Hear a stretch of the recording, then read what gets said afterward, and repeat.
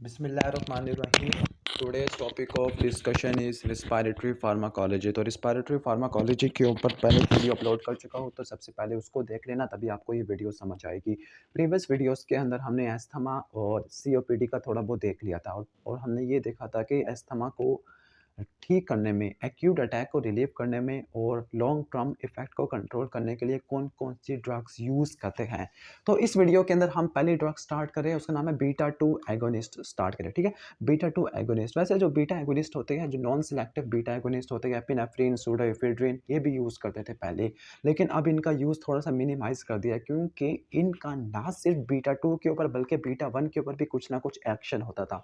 तो आपको tachycardia, skeletal muscle के ऊपर कुछ एक्शन देखने को मिलता था, जक्स्टाग्लोमेरुलर सेल्स के ऊपर रेनिन को रिलीज़ करवा देते थे। तो इन इफ़ेक्ट को मिनिमाइज़ करने के लिए हमें बीटा 2 सेलेक्टिव एगोनिस्ट यूज़ करने पड़े हैं। तो जो बीटा 2 एगोनिस्ट है, इनका मैकेनिज़्म ऑफ एक्शन क्या होता है? जो बीटा 2 एगोनिस्ट होते हैं, ये जीएस पे जाके बाइंड करते हैं, ठीक हो गया? स्टिमुलेटरी जी प्रोटीन को एक्टिवेट करते हैं। जब स्टिमुलेटरी जी प्रोटीन की एक्टिवेशन होती है, तो फिर साइक्लिक एएमपी का लेवल ज़्यादा होता है, प्रोटीन काइनेज ए को एक्टिवेट करती है, प्रोटीन काइनेज ए वो ब्रोंको डायलेशन करवाता है, ठीक हो गया? और इनका रूट क्या होता है? इनका मेनली जो रूट देते हैं वो इन्हेलेशन की फॉर्म में देते हैं, ताकि इन्हेलेशन में क्यों देते हैं? ताकि इनके जो सिस्टेमिक डोजेज़ है वो कम से कम हो, ताकि सिस्टेमिक लेवल के ऊपर भी बीटा 2 रिसेप्टर्स पड़े हुए हैं, तो इनका एक्शन कम से कम एडवर्स इफेक्ट हो। और दूसरा इनका एडवांटेजेस ये है कि एयरवे स्मूथ मसल के पास इफेक्टिव ड्रग कंसंट्रेशन जाए। हम जो इन्हेलेशन फॉर्म में देते हैं, तो इन्हेलेशन में हम 2 फॉर्म में देते हैं, मेनली हम एरोसोल के फॉर्म में देते हैं, प्रेशराइज्ड एरोसोल कैनिस्टर की फॉर्म में देते हैं या नेबुलाइज़र की फॉर्म में, लेकिन नेबुलाइज़र ज़्यादा यूज़ नहीं करते। अब बीटा 2 एगोनिस्ट 2 तरह के होते हैं, एक होते हैं शॉर्ट एक्टिंग, एक होते हैं लॉन्ग एक्टिंग। तो इन सबको देख लेते हैं। शॉर्ट एक्टिंग का मिमोनिक है एटीएम, एल्बुटिरोल, टेलब्यूटालिन, मेटाप्रोटिनोल, जबकि लॉन्ग एक्टिंग का मिमोनिक नहीं है बल्कि सल्मेटिरोल, फॉर्मेटिरोल, इंडाकेटिरोल, विलेंटिरोल हैं। जो सल्मेटिरोल और फॉर्मेटिरोल होता है ये अस्थमा में यूज़ करता है, जबकि जो इंडाकेटिरोल और विलेंटिरोल होता है ये सीओपीडी के अंदर इस्तेमाल किया जाता है। जो साबा होता है शॉर्ट एक्टिंग बीटा 2 एगोनिस्ट, इनकी हाफ लाइफ रिलेटिवली कम होती है, 4 घंटे होती है, जबकि लॉन्ग एक्टिंग बीटा 2 एगोनिस्ट की हाफ लाइफ रिलेटिवली ज़्यादा होती है, 12 से लेकर 24 घंटे होती है। अब चूँकि साबा की हाफ लाइफ रिलेटिवली कम होती है, तो ये एक्यूट अटैक के लिए इस्तेमाल होती है, जबकि लाबा की हाफ लाइफ रिलेटिवली ज़्यादा होती है, 12 से 24, तो ये प्रोफाइलैक्सिस के तौर पे इस्तेमाल होते हैं और सीओपीडी के अंदर इस्तेमाल होते हैं। लेकिन कहते हैं कि ये मोर्टेलिटी को, मोर्बिडिटी के रेट को बढ़ा देते हैं, तो अगर इनको as a control drug use करना है, तो इनको कॉर्टिकोस्टेरॉइड के साथ हम यूज़ करवाते होते हैं। अब इनके साइड इफ़ेक्ट क्या होते हैं? चूँकि कुछ बीटा 2 रिसेप्टर्स हार्ट के ऊपर भी होते हैं और स्केलेटल मसल्स के ऊपर भी होते हैं, तो आपको ट्रेमर्स देखने को मिल सकती है, टैकीकार्डिया दोनों की वजह से होगा। लेकिन शॉर्ट एक्टिंग को यूज़ करेंगे तो फिर टैकीफाइलैक्सिस हो सकता है। टैकीफाइलैक्सिस जिसको टॉलरेंस बोलते हैं कि ड्रग यूज़ करने की वजह से लॉस ऑफ रिस्पॉन्सिवनेस आ जाएगा, ड्रग अपना रिस्पॉन्स करना छोड़ देगी, तो लॉस ऑफ रिस्पॉन्सिवनेस देखने को मिल सकता है। और इस तरफ आपको जो सीओपीडी पेशेंट है उनके अंदर एरिथमिया, टैकीकार्डिया वगैरह कॉज़ करवा सकता है और इनके अंदर मोर्टेलिटी के रेट को मज़ीद बढ़ा सकता है। तो फिर सीओपीडी के अंदर लाबा इतना ज़्यादा अच्छा यूज़फुल नहीं होते as compare to llama. Llama क्या होगा? लॉन्ग एक्टिंग मस्करिनिक एंटागोनिस्ट होगा, जो M3 के लिए स्पेसिफिक हो गए। तो ये हो गया बीटा 2 एगोनिस्ट के बारे में बातें। अब हम इसके बाद मस्करिनिक एंटागोनिस्ट पढ़ेंगे। तो मस्करिनिक एंटागोनिस्ट का पहले फ्लो चार्ट बना लेते हैं, तब इसको स्टार्ट करते हैं। ओके, हमने एक ब्रीफ सा फ्लो चार्ट बना लिया है M3 एंटागोनिस्ट के अंदर, क्योंकि आपको पता है कि पैरासिम्पैथेटिक नर्वस सिस्टम ने ब्रोंकाई को कॉन्स्ट्रिक्ट करना है, तो हमने ब्रोंकाई को कॉन्स्ट्रिक्ट होने नहीं देना बल्कि इनको डायलेट करना है, तो हमने M3 रिसेप्टर को एंटागोनाइज करना होगा। अब कुछ होते हैं जो नॉन सेलेक्टिव होते हैं, मस्करिनिक ब्लॉकर होते हैं, इसमें एट्रोपिन आता है। तो जो एट्रोपिन को अगर आप यूज़ करोगे तो एट्रोपिन का ना सिर्फ ब्रोंकाई के ऊपर बल्कि दूसरे ऑर्गन के ऊपर भी इफेक्ट देखने को मिलेगा। लेकिन अगर आप सिलेक्टिव M3 एंटागोनिस्ट यूज़ करोगे तो वो ज़्यादा फेवरेबल ऑप्शन है। तो जो सिलेक्टिव M3 एंटागोनिस्ट है, आप इनको एरोसोल की फॉर्म में दोगे, इन्हेलेशन की फॉर्म में दोगे और ये ब्रोंको कंस्ट्रक्शन को प्रिवेंट करती है। ये उसी वक्त यूज़फुल होती है जब एक साथ या उसी वक्त वेगल स्टिमुलेशन चल रही हो, तो उस वेगल स्टिमुलेशन को अपोज करने के लिए ज़्यादा इंपॉर्टेंट है। अब ये दो तरह की होती है, एक होती है शॉर्ट एक्टिंग, एक होती है लॉन्गर एक्टिंग होती है। जो इपराट्रोपियम होती है वो इस्तेमाल होती है अस्थमा के लिए, जबकि लॉन्गर एक्टिंग होती है वो टियोट्रोपियम, इक्लिडिनियम, ओमिक्लिडिनियम, ये सीओपीडी के लिए इस्तेमाल होती हैं। और यहाँ तक ये कह सकती है कि बीटा 2 से ज़्यादा अच्छी ये वाली होती है, मस्करिनिक एंटागोनिस्ट होता है।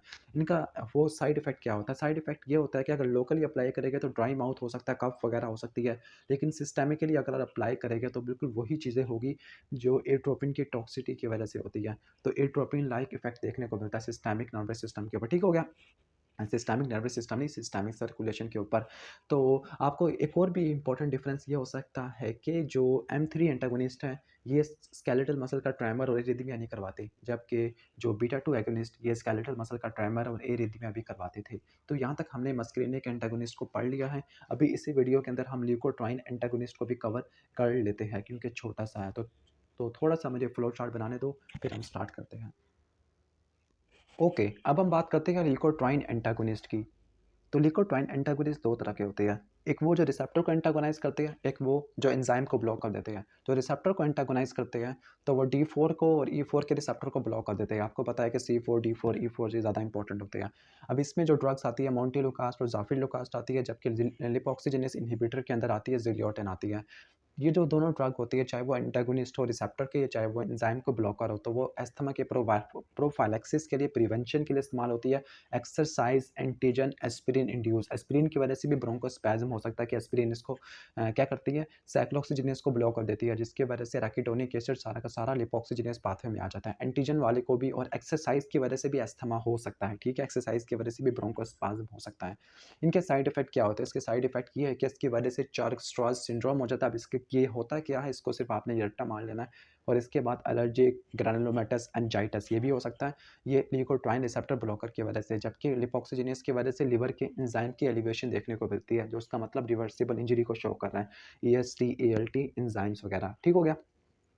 तो ये हो गया रिस्पायरेटरी फार्माकोलॉजी के अंदर ल्यूकोट्राइन एंटागोनिस्ट। अब हम एंटीबॉडीज़ को भी कवर कर लेते हैं। फिर जो नेक्स्ट वीडियो होगी लास्ट वाली, रिस्पायरेटरी फार्माकोलॉजी पार्ट 3, उसके अंदर हम कॉर्टिकोस्टेरॉइड्स को देख लेंगे और क्रोमाइलिन और निडोक्रोमिल को देख लेंगे। तो जल्दी से हम फ्लो चार्ट ड्रा करते हैं। जब तक आपने क्या करना है, वीडियो को लाइक करना है। ओके, अब हम देख लेते हैं एंटीबॉडी थेरेपी कि कुछ एंटीबॉडीज़ होती है, कुछ एंटीबॉडी होती है जो हमारी बॉडी की ही एंटीबॉडी आईजी के अगेंस्ट काम करती है, आईजीई को तोड़ फोड़ देती है, डिस्ट्रॉय कर देती है। और कुछ इंटरल्यूकिन 5 के अगेंस्ट होती है, कुछ इंटरल्यूकिन 4 और 13 के एक्शन को एंटागोनाइज करती है। तो ये एंटीबॉडी थेरेपी होती है। तो जो एंटीबॉडी थेरेपी हम उसी कंडीशन के अंदर यूज़ करते हैं कि जब एस्थमा रिफ्रैक्टरी हो, स्टेटस एस्थमेटिकस हो, कि वो रिफ्रैक्टरी एस्थमा है, वो किसी और थेरेपी की वजह से ठीक नहीं हो पा रहा। तो जो आईजीई के अगेंस्ट हम सिंथेटिक मोनोक्लोनल एंटीबॉडी बनाते हैं, उसका नाम है ओमेलिजुमाब। जबकि इंटरल्यूकिन 5 के अगेंस्ट 3 होती है। पहला है बेनरेलिजुमाब और मिनोलिजुमाब, और इसके बाद है रेसलिजुमाब। जबकि इंटरल्यूकिन 4 अल्फा और इंटरल्यूकिन 13 के लिए होती है डुपिलुमाब। ओके, तो यहाँ तक तो हमने एंटीबॉडीज़, बीटा एगोनिस्ट वगैरह, मस्करेनिक एंटागोनिस्ट ये हमने पढ़ लिया है, ल्यूकोट्राइन एंटागोनिस्ट भी पढ़ लिया है। अब सिर्फ 2 ड्रग्स रह गई है, एक है क्रोमाइलिन, निडोक्रोमिल और कॉर्टिकोस्टेरॉइड्स। तो उनको नेक्स्ट वीडियो में कवर करेंगे। तो तब तक के लिए आपको अल्लाह हाफ़िज़। वीडियो को लाइक शेयर ज़रूर कर लीजिएगा।